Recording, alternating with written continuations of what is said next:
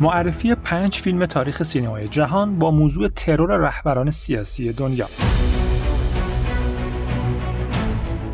زد کاستا گاوراس 1969. اثر معروف گاوراس روایتگر قتل رهبر حزب مخالف حکومته که البته دولت وقت سعی میکنه روی ماجرا سرپوش بگذاره و مخفیش کنه. این فیلم در سال 1970 برنده اسکار بهترین فیلم خارجی زبان و همچنین بهترین تدوین هم شد. زد از نگاه بسیاری از منتقدین سینمایی یکی از بهترین فیلم‌های سیاسی تاریخ سینماست.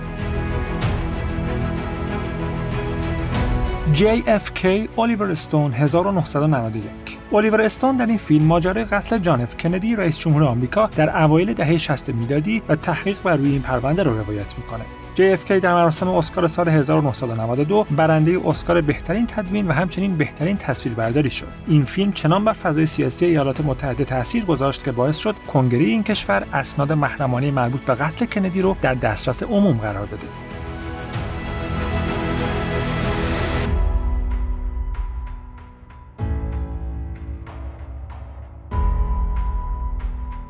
جولیوس سزار جوزف لئو منکوئیز 1953. شاهکار ویلیام شکسپیر توسط جوزف منکوئیز ساخته و در سال 1954 نامزد دریافت 5 جایزه اسکار از جمله اسکار بهترین فیلم و بهترین بازیگر نقش اول مرد هم شد. مارلون براندوی بزرگ که اون سالها لقب سوپر استار هالیوود رو یدک می‌کشید در این فیلم در نقش مارک آنتونی بازی میکنه که در نهایت انتقام قتل جولیوس سزار رو از خیانتکاران میگیره.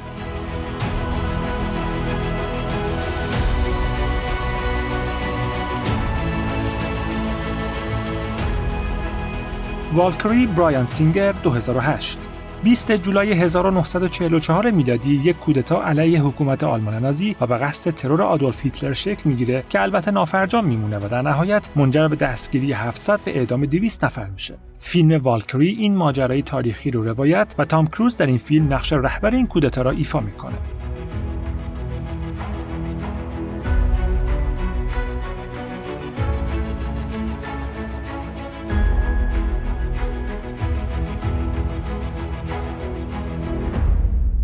مالکوم ایکس اسپایک لی 1992.